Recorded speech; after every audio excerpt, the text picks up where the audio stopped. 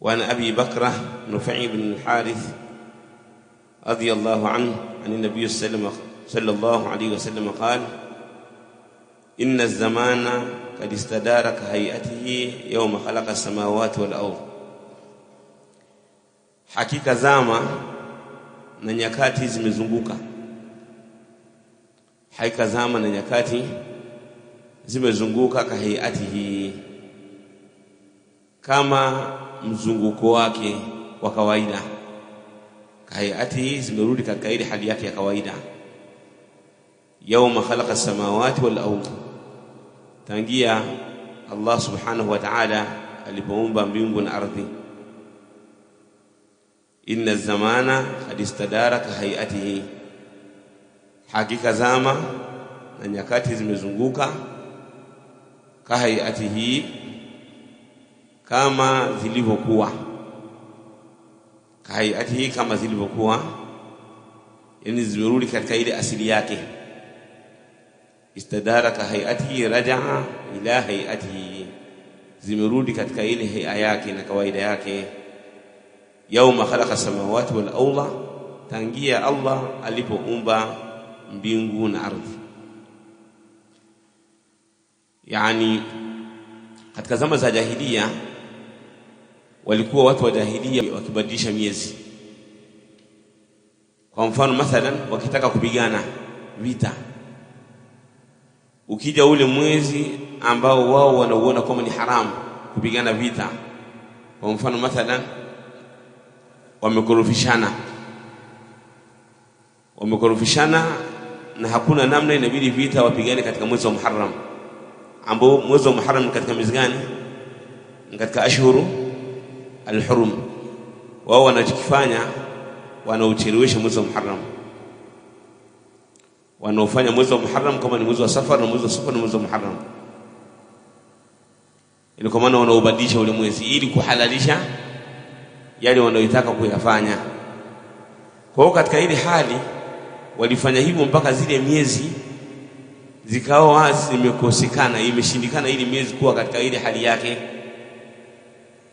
Sasa ilienda inazunguka mpaka sasa miezi kaudi katika ile hali yake, kwa sababu walikuwa, kwa sababu ya kubadilisha kwao, wanabadilisha mwezi huu wanaofanya mwezi ule, wanabadilisha mwezi ule wanaofanya mwezi. Ikawa imetokea nini? Ule mpangilio kaharibika. Sasa wakati Mtume sallallahu alaihi wasallam anasema maneno haya alayhi salatu wasalam, ni wakati ambao miezi ilikuwa ishauri katika ile hali yake. Mtume akasema, inna zamana qad istadara kahiyatihi, hakika zama zimezunguka kupita katika mzunguko wake, katika ile hali yake. Yauma khalaqa samawati wal ardh, tangu Allah alipoumba mbingu na ardhi. As-sanatu 12 shahra, mwaka una miezi 12. Minha 4 hurum, katika hiyo miezi 12 kuna miezi 4 mitukufu. Hiyo miezi 4 mitukufu 3 mutawaliyat, miezi mitatu inafatana. Miezi mitatu inafatana, nao ni mwezi wa Dhulqa'da na mwezi wa Dhulhijja na mwezi wa Muharram, zote zimefuatana kwa pamoja, mpangilio wake ni kwa pamoja. Na mwezi mmoja umejitenga na hii miezi mingine, nao ni Rajab Mudhar. Rajab Mudhar ni Rajab ya Mudhar alladhi baina Jumada wa Sha'ban, ambayo ipo katika mwezi wa Jumada na Sha'ban. Hii Rajab Mudhar ni Rajab ambao Mudhar walikuwa wanaiheshimu, naona, na ameita Rajab Mudhar ili kuitofautisha na Shaaban,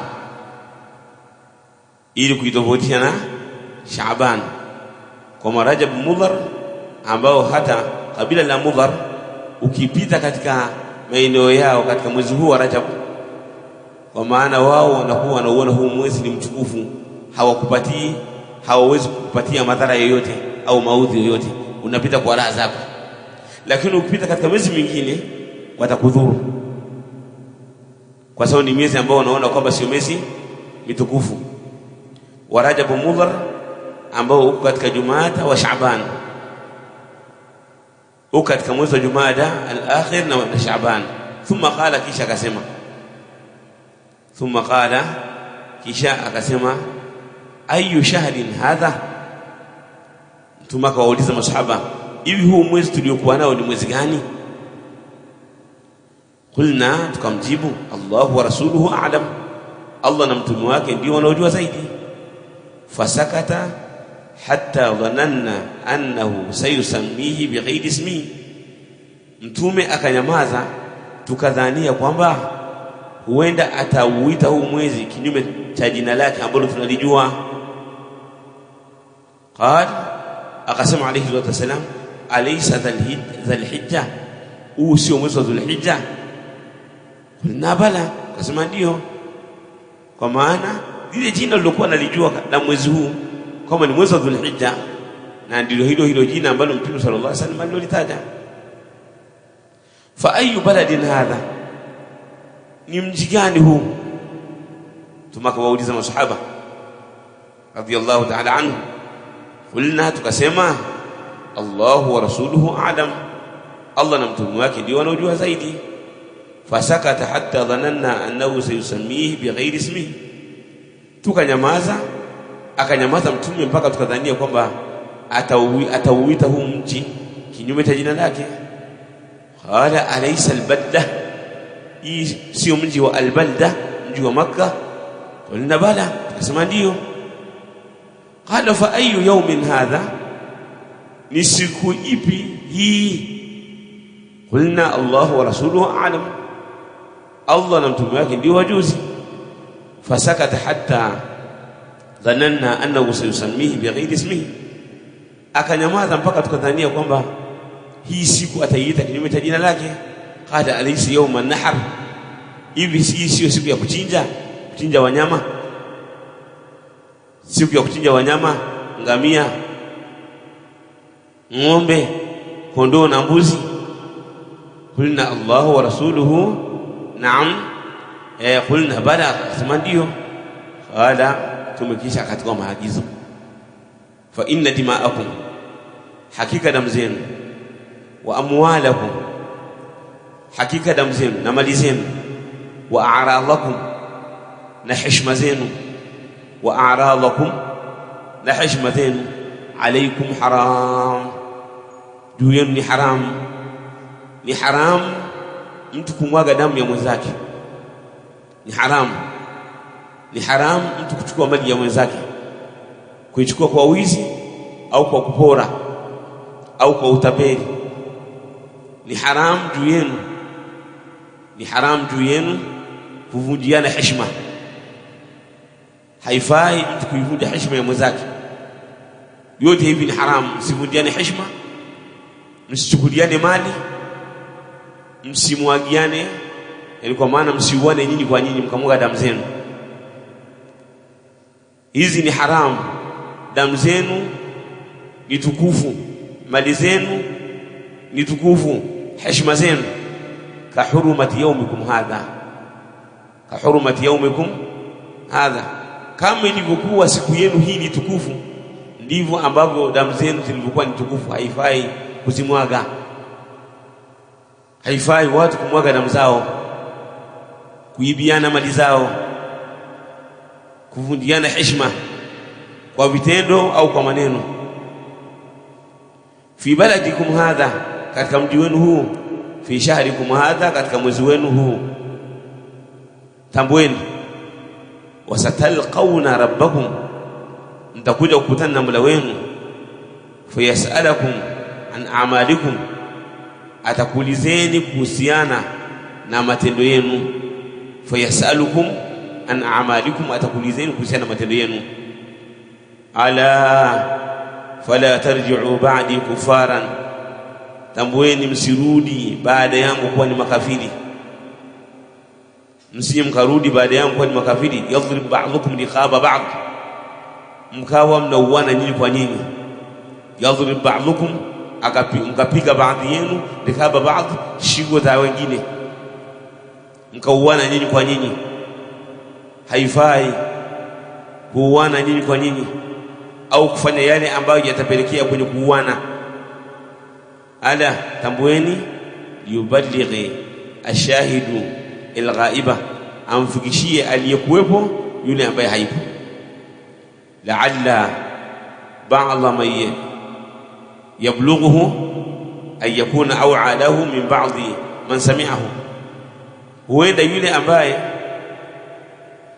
anafikishiwa, la'alla ba'dha man yablughuhu, huenda yule ambaye inamfikia hii habari, ay yakuna aw'a, akawa ni mwenye kuihifadhi zaidi na kuitilia umuhimu zaidi, lahu kwake yeye, min ba'dhi man sami'ahu, kuliko baadhi ya wale ambao wamesikia. Yani yule ambaye amesikia hiyo habari akaifanyia kazi zaidi na kaitilia umuhimu zaidi kuliko yule au kuliko baadhi ya wale ambao wamesikia. Thumma qala, kisha akasema alayhi salatu wasalam, ala hal ballaghtu, jamani hivi nimefikisha? Qulna na'am, akasema ndio. Qala allahumma shahad, akasema ya rabbi shuhudia kwamba wao wameshuhudia kwamba mimi nimefikisha. Muttafaqun alayhi. Kwa hiyo hii hadithi inatubainishia wazi kabisa kwamba haifai watu kudhulumiana katika damu, wakauana wao kwa wao. Mtu akiua atakuwa amechukua haki ya mwenzake, na mlango wetu unasema kwamba babu tahdimi adh-dhulmi, mlango uliokuja kubainisha uharamu wa dhulma, wal amru bi raddi al-madhalim au al-madhlama, na amri ambayo imekuja kuwajibisha kwamba mtu lazima arejeshe kila alichokidhulumu. Sasa haifai mtu kumwaga damu ya mwenzake, wala kuvunja heshima ya mwenzake, wala kuchukua mali ya mwenzake, haifai. Na atakapokuwa amefanya jambo katika hayo, ni lazima arejeshe, na wa illa ataulizwa يوم القيامة. وعن أبي أمامة إياس ابن ثعلب الحارثي رضي الله عنه أن رسول الله صلى الله عليه وسلم قال, Mtume صلى الله عليه وسلم amesema, man iqtata'a haqqa imri'in muslimin biyaminihi faqad awjaba Allahu lahu an-nar wa harrama alayhi al-janna. Mtume صلى الله عليه وسلم anasema, yote yule ambaye atakata haki ya mwenzake, man iqtata'a haqqa imri'in, mwenye kuchukua haki ya mwenzake, akaichukua haki ya mwenzake Muislamu, biyaminihi, kwa kiapo chake akaapa, au kwa ushahidi wowote ule mahakamani, ima kwa kiapo au kwa mkono wake wa kulia, yani kwa maana kwa nguvu, ima kwa kiapo chake alichoapa au kwa ushahidi mbalimbali nyaraka, au biyaminihi, kwa mkono wake, yani kwa maana kwa nguvu, kwa sababu al-yamin yu'abbaru bihi 'anil quwwa. Jayyid, kwamba yamin inaletoa taabiri kwa ajili ya nguvu, kwamba akachukua haki yake kwa nguvu. Faqad awjaba Allahu lahu an-nar, Allah amewajibisha moto kwake, kwamba ataingia motoni kwa sababu ya hii haki aliyochukua ya ndugu yake Muislamu. Wa harrama alayhi al-janna, na ataiharamisha pepo kwake. Faqala lahu rajulun, akasema mtu mmoja kumwambia Mtume sallallahu alaihi wasallam, wa in kana shay'an yasiran ya Rasulullah, hata kama ni kitu kidogo ewe Mtume wa Allah. Faqala, Mtume akasema,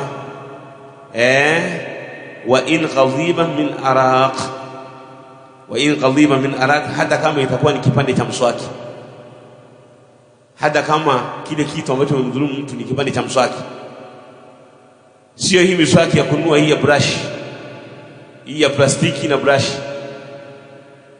Kipande cha mswaki cha kukata mti au mzizi, ukawa unapigia mswaki ukamdhulumu mwenzako kwa nguvu au kwa kiapo, tumeelewana vizuri hapo? La budda kwamba utapata adhabu hii, utastahili kupata adhabu hii kwa sababu umechukua haki ya Muislamu.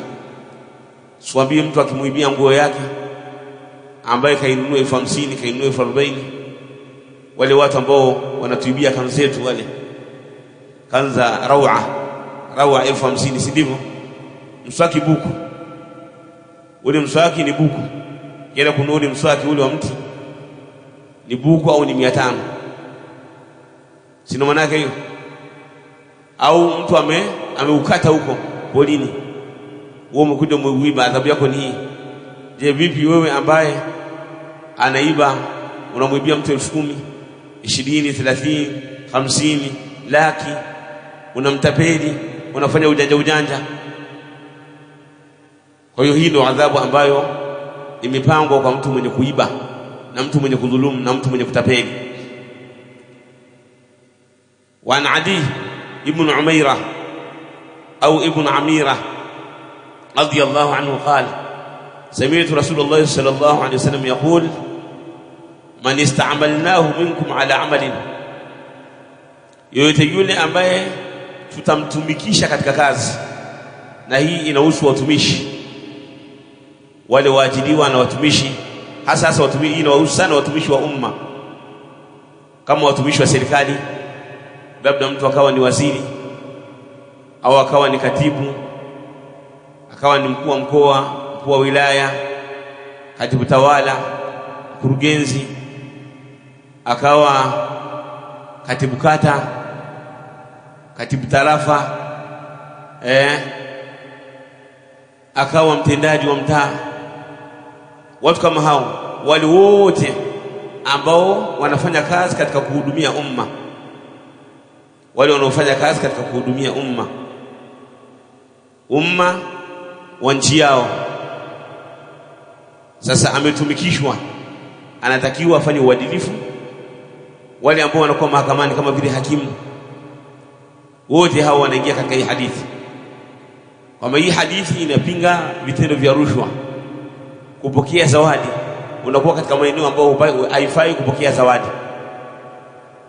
Mtume sallallahu alaihi wasallam anasema man ista'malnahu minkum ala amalin, yoyote yule ambaye tutamtumikisha, tutampa madaraka, tutampa cheo katika kazi fulani, kazi ya umma,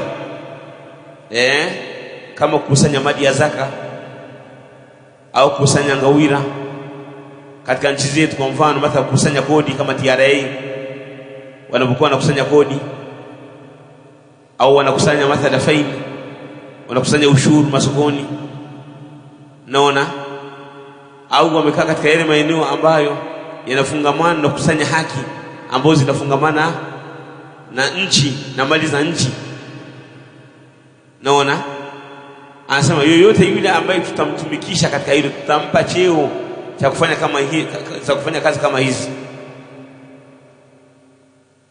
Fakatamana mihiyatan, akatufita kitu chochote kidogo, akaiba kitu chochote, mihiyatan, kama sindano. Fakatamana mihiyatan, akatuibia sindano au kitu kidogo kama sindano. Fama fawqahu, au zaidi yake, kitu kiwe ni kikubwa au kiwe ni kidogo. Kana ghululan yati bihi yawm alqiyama, hii itakuwa ni khiana, hii itakuwa ni khiana na ni wizi.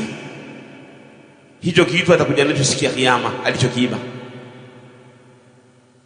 Mtume baada ya kusema maneno haya, faqama ilayhi rajul aswadun min al-ansar, akasimama kwake mtu ambaye alikuwa ni mweusi, ni katika kabila la Ansar.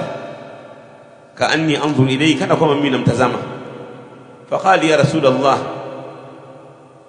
aqbalu anni amalak au iqbal anni amalak,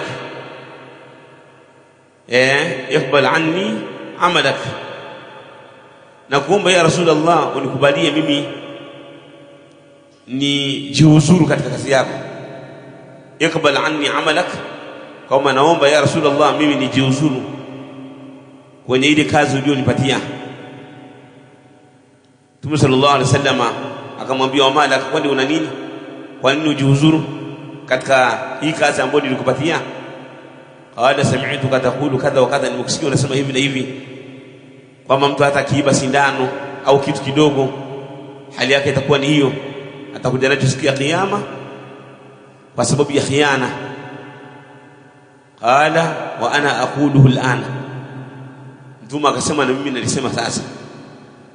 Man ista'malnahu ala amali, yote yule ambaye tutamtumikisha kazi yoyote, kwa kufanya kazi hii ni kazi ya kuhudumia umma, ni kazi ya kukusanya mali za umma, falyaji bi qalilihi wa kathirihi, lazima alete kidogo chake na kikubwa chake.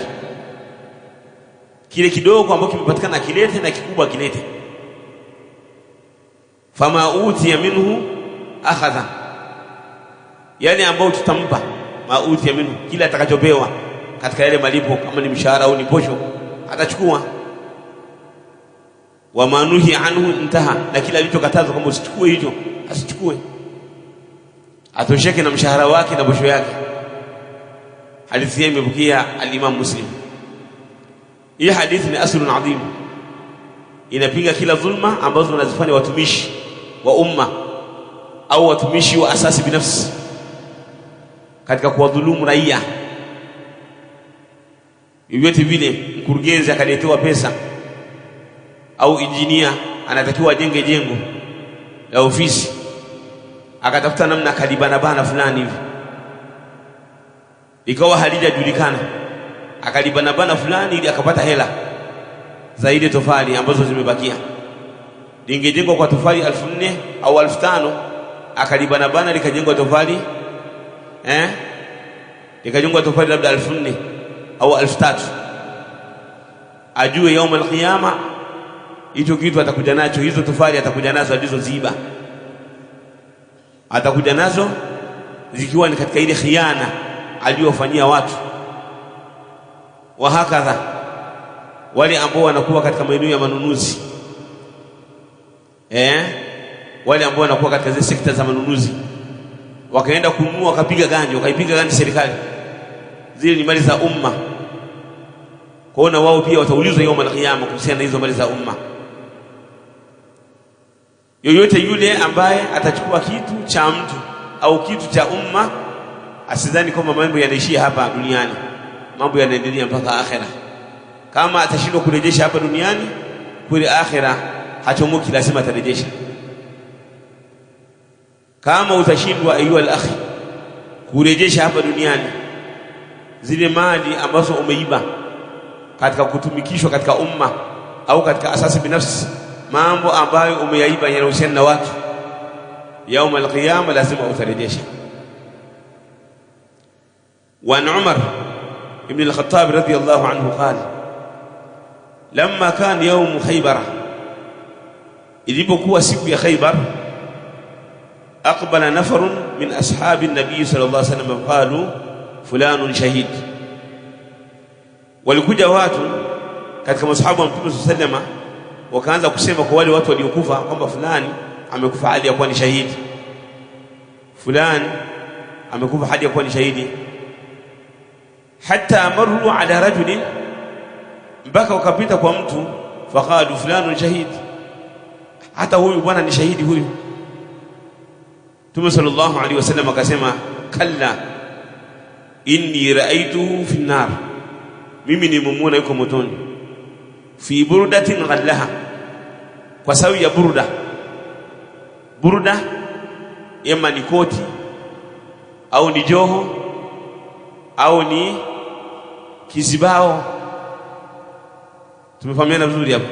Alikuwa ameliiba, amelifanyia ghulul, ameiba katika ile mali ya vita iliyopatikana vitani kabla haijagawiwa. Ghallaha yani ameliiba kabla ya mgao. Au abaa, ametumia neno burda au abaa. Akhadha min al-ghanima qabla al-qisma, alichukua katika ghanima kabla ya nini? Kabla ya kugawiwa. Na kama nilivyotaja amesema kama ni nini, ima ni joho au ni au ni koti au ni kizibao au ma ila dhalika, yani abaa. Jayyid. Hadithi hii imepokea Imam Muslim. Yote haya ni haramu wa dhulma, ni haramu kwa dhulumu watu kuchukua haki ambayo sio ya kwako. Wa Nabi Qatada al-Harith ibn Rabi'i radiyallahu ta'ala anhu ala Rasulillah sallallahu alayhi wasallam annahu qama fihim. Abu Qatada al-Harith ibn Rabi'i anatukiria hadithi kutoka kwa Mtume sallallahu kwamba Mtume alisimama siku moja kwa wao masahaba akawapa mau'idha fadhakara lahum anna aljihad fi sabilillah, akawatajia kwamba kupigana katika njia ya Allah subhanahu wa ta'ala wal iman billah, na kumwamini Allah subhanahu wa ta'ala kwamba afdalul a'mal ni matendo yaliyokuwa mema. Kumwamini Allah na kupigana jihad fi sabilillah ni katika matendo yaliyokuwa mema. Faqala rajulun, faqama rajulun faqala, akasimama mtu akasema, ya Rasulullah, araaita in kutiltu fi sabilillah, ya Rasulullah, unaonaje lau kama mimi nitauawa katika njia ya Allah, tukaffaru anni khataayai, nitasamehewa madhambi yangu, yatafutwa Allah tiyafuta haya madhambi? Faqala lahu Rasulullah sallallahu alayhi wasallam, na'am in qutilta fi sabilillah wa anta sabirun muhtasib, utafutiwa madhambi ikiwa utauawa katika njia ya Allah subhanahu wa ta'ala, hali ya kuwa wewe unasubira, unataraji ujira, mukbilun ghairu mudbirun, unasonga mbele na wala hujakimbia, kwa sababu kukimbia vita ni haram. Ukishaingia خلاص songa mbele, pigana na adui, kwa sababu ukirudi nyuma itakuwa ni sababu ya maafa makubwa. Kwa hiyo madamu unapigana hadi ya kuwa na subira, unataraji thawabu kutoka kwa Allah subhanahu wa ta'ala, muhtasibun, unataraji thawabu, muqbilun, unasonga mbele, ghairu mudbir, rudi nyuma ukimbii, la shaka utapata thawabu na madhambi yatafutwa. Thumma qala Rasulullah sallallahu alayhi wasallam, kaifa qult, umesemaje? Akamwambia rudie, akamwambia huyo bwana aliyeuliza audie tena, rudia tena swali lako. Qala araaita in qultu fi sabilillah, unaonaje ya Rasulullah ikiwa nitapigana katika njia ya Allah, atukaffaru anni khataayai, ima dhambi yangu yatafutwa? Faqala sallallahu alayhi wasallam, na'am wa anta sabirun muhtasibun, utasamehewa maadamu utapigana hadi ya kuwa na subira, unataraji ujira, muqbilun ghairu mudbirin, unasonga mbele hurudi nyuma. Illa ad-dayn, illa madha? Ad-dayn, isipokuwa deni. Illa ad-dayn, isipokuwa deni. Huququl adamiyyin, haki za binadamu. Sheikh, ad-dayn ni haki ya binadamu, kwa sababu hata almayit katika masiri ya deni, mtu akifa akiwa anadaiwa deni, innal mayyita mu'allaqun bisababi dainihi, yule maiti huwa anafungamanishwa au ananing'inizwa kwa sababu ya deni lake. Sasa lazima kuombolewe ili aingie peponi, watu wamlipie deni. Mtume akamwambia illa ad-dayn, isipokuwa deni. Fa inna Jibrila qala li dhalika, haika Jibril ameniambia hivyo kwamba deni linazuia. Sasa hili ni deni ambalo umelikopa, umekopesha, umeenda kwa mtu kumuomba, naomba nikopeshe, na yeye analidhia. Haya, kama umemdhulumu au umemuibia, umempora, inakuwaje hiyo? Kwa katika hii hadithi tunapata uharamu wa dhulma, lakini pia tunapata faida nyingine kwamba mtu atakapokuwa amekopa ajitahidi kurudisha. Usikubali ayuha al-akhi al-muslim kwamba ukaishi kwa kusema kwamba nitalipa deni la mtu wakati uko nalo. Maadamu uko na deni la mtu, mlipe. Maadamu deni la mtu uko nalo, mlipe. Usisubiri kwamba itakuwa kadha. Una haki ya mtu, mpe. Umeshindwa kulipa, andika kwamba fulani ibn fulani ananidai, fulani ibn fulani na haki yake. Hata ukifa isije katokea kwamba sasa ukawa unahitajia rehema ya warithini, kwamba warithini sasa ndio wao waseme basi tumekubali kwamba ni deni, au wasikubali, kwa sababu wanaweza kukataa. Wanaweza kukataa wakasema hapana, alikuwa hadaiwi, au wakaamua kusema atajua mwenyewe kama akulipa. Al-aula kama mtu ajitahidi hivyo mwenyewe, au aandike maandishi ambayo yanaendana na wakati, ambayo yanakubalika kwa wakati kwamba yeye anadaiwa. Rawahu Muslim, hadithi amepokea al-Imam Muslim. Wa Abi Hurairah radhiyallahu anhu anna Rasulullah sallallahu alaihi wasallam qala atadruna mal muflis. Hii hadithi adhim, hadithi ya muflis. Nani muflis?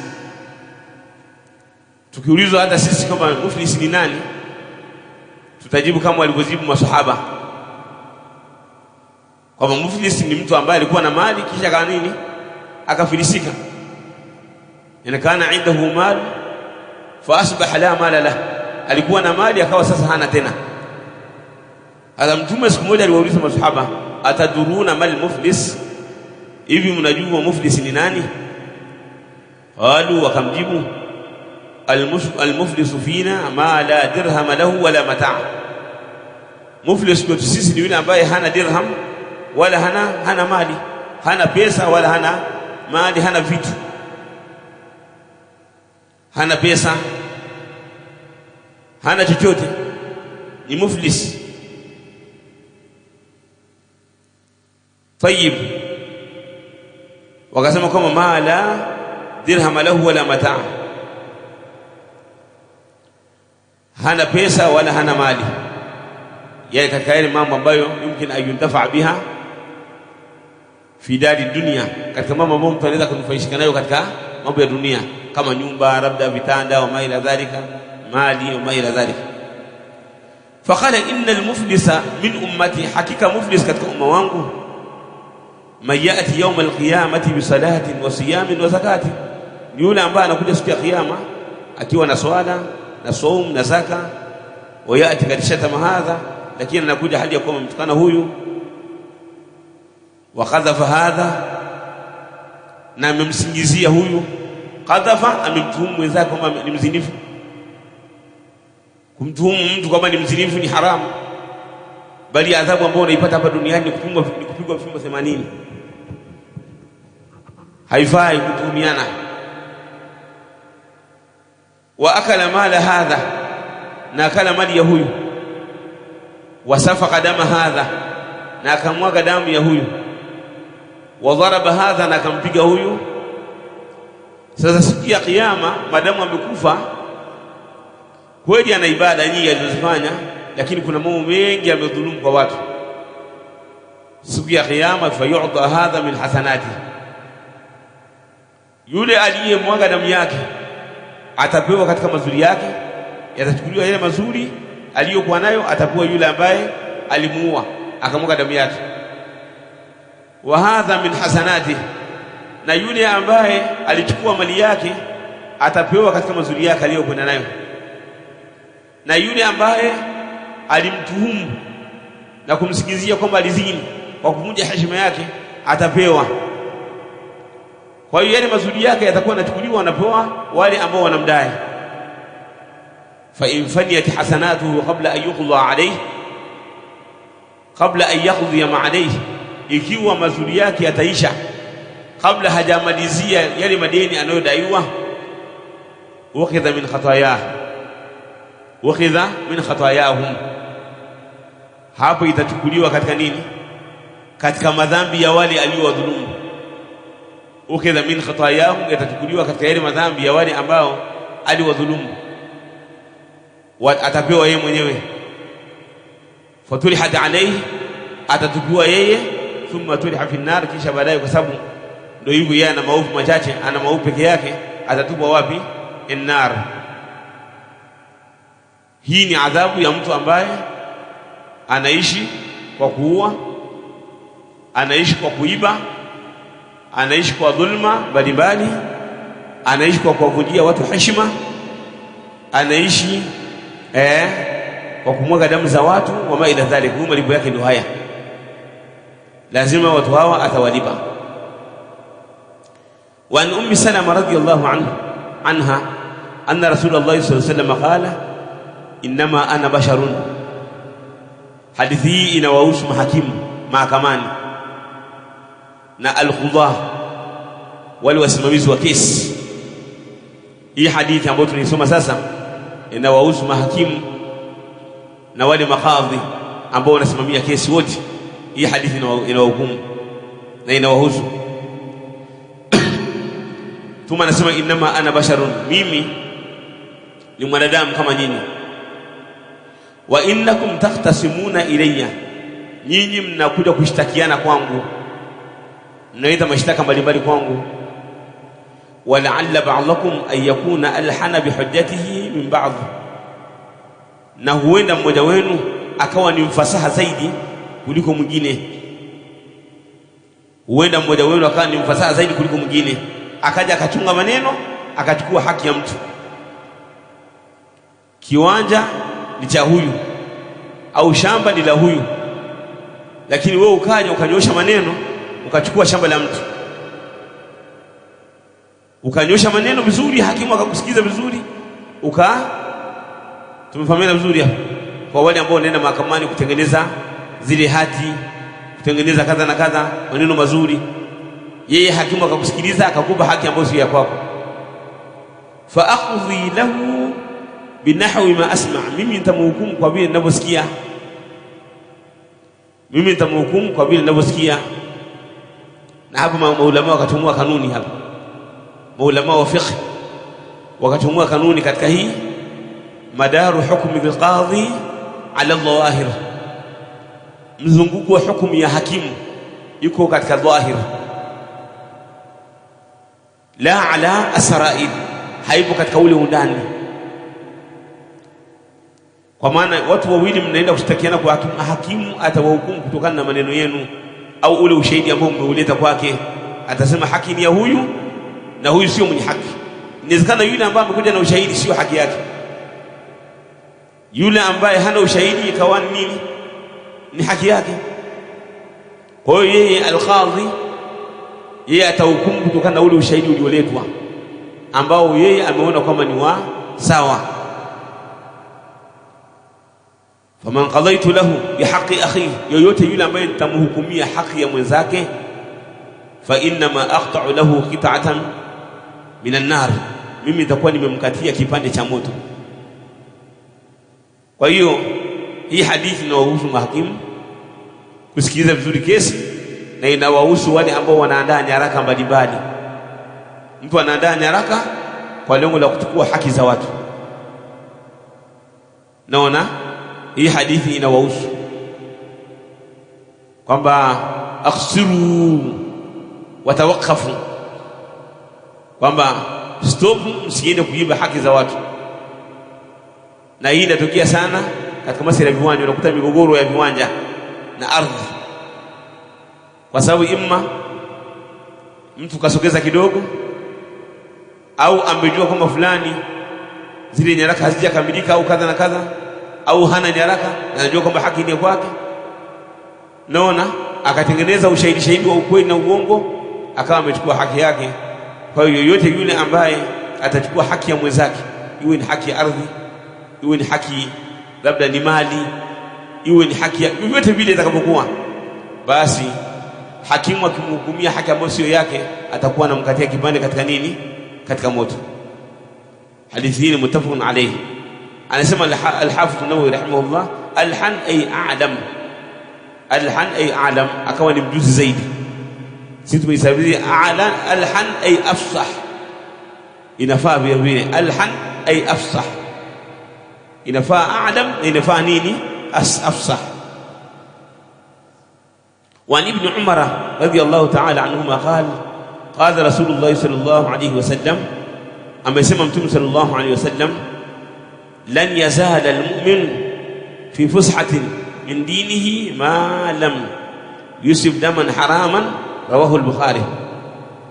Alisema Mtume صلى الله عليه وسلم, hatakuwa mu'min kuwa ni mwenye kuendelea kuwa katika fusha katika dini yake, kuwa katika yale mapana ya dini yake, kuwa katika kheri na rehma na rajaa ya Mola wake, maadamu hajafanya madhambi makubwa kama vile nini, ma lam yusib daman harama, hajamwaga damu ya haramu, au akachukua mali ya mtu, sawa, hajamwaga damu ya mtu, hajamuua mtu, wala kumwaga damu yake, wala kumvunjia heshima, wala kuchukua mali yake. Maadamu mtu yuko katika hali hii, atakuwa katika rehema, atakuwa katika saa ya dini yake, atakuwa katika huruma ya Mola wake Allah subhanahu wa ta'ala. Pata faida mbalimbali kutoka Markaz Imam Al-Muzani na nje ya Markaz Imam Al-Muzani kupitia chaneli yako pendwa ya Al-Muzani Online TV.